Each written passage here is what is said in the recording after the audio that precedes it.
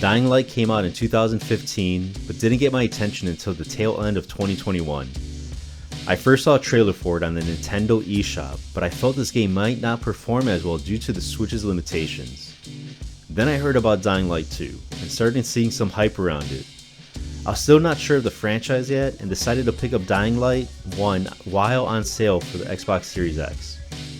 Is the game worth it in 2022 alongside Dying Light 2? Well, I'm Andrew, and let's jump into this. The best way I can describe Dying Light without revealing any spoilers is it's a zombie survival looting parkour experience in the first person perspective.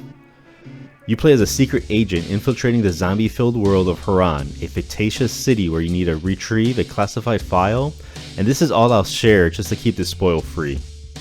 Now, I mentioned the game flew under my radar, and it's a shame. What makes this game stand out above other zombie survivors is the world traversal.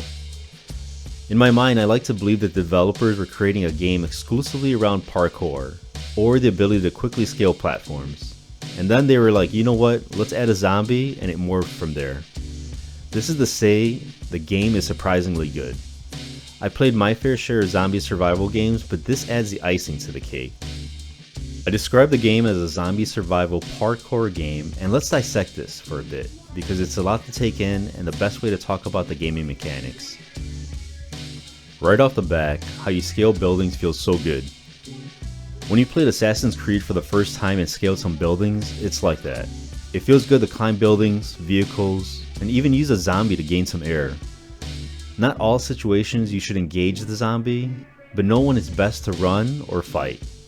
To give you an example of the platforming within Dying Light, say you're jumping to scale a roof, but it's far enough that after you jump, you need to grab the ledge to scale it. You don't just run, jump, grab. Instead, you need to run, jump, look at what you want, then grab in order to scale the roof. This tells the game what you want to grab to scale ledges. This is a cool feature that took me a little time to understand, but once you do, it feels natural. Many games, as you jump, as long as you're within a grabbing distance, you grab and scale the ledges. Not here, you have to specify what you're going to look at in order to grab. This is perfectly fine, but the added ability to make sure you look and grab adds a nice touch. There's a day and night cycle, and you could skip the night altogether, but an incentive is the extra experience points. Yes, you heard that right. You can upgrade and gain an experience in 3 primary domains: power, survival, and agility. You gain agility skill points by performing anything parkour. You climb a building, you get experience dedicated to that ability slot. You perform parkour combos, you gain agility experience. The game really tailors to your gaming style. Same with power by fighting, and survival is your general experience you gain from completing quests. Within each domain, there is a skill tree loaded with options from all domains, and finally legendary skill tree that is unlocked once you master one of these domains. Back to the day-night cycle. During the day, you have a good variety of zombies, but the majority just walk around aimlessly unless they hear something, so it's advantageous to be quiet as possible, but they're easy to run away. You have zombies that can climb and give you good chase, which is why parkour is so essential. There's zombies that spit, and zombies that explode. It's a really nice variety. During the night, special hunter zombies come out that also provide you with a new type of gameplay. You might want to use stealth to your advantage here, even more so than in the day. To me, this is so stressful, but also so rewarding when I evade them and find a safe house. A safe house is a location or area where zombies can't enter. This area provides you some breathing room to catch your breath or a chance to pass time by going to sleep. You can sleep to change into the next day-night cycle, or quest at specified time of day.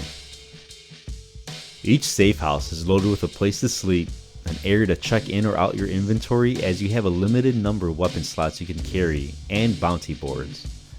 Bounty boards provide you with additional side quests apart from the main quest that push the story forward by talking to certain people to activate side quests. Crafting is a big part of Dying Light, as there's so much to loot out in the world. You need to craft medkits, weapons, and ammo to name some. You can learn crafting by being taught it from an NPC, finding blueprints across the world, purchasing it from merchants, or being part of a quest. If you don't like crafting, Dying Light may not be for you because this is a core mechanic. Your weapons degrade over time with use, but can be repaired. Just have to be careful because there's only a limited amount of times a weapon can be repaired before rendering it useless and needs to be recycled for parts. Throughout the world, you'll come across locked doors and trunks. A minigame pops up where you'll have to pick the lock to unlock the doors to advance the quest or to get some loot. They range in difficulty and happens in real time, meaning zombies can attack you if you do not secure an area or you're in a vulnerable spot. Time does not stop, and this makes total sense. The primary combat you'll find yourself in is melee. This is not to say there's no distance fighting, as you can craft weapons such as a bow and find rifles.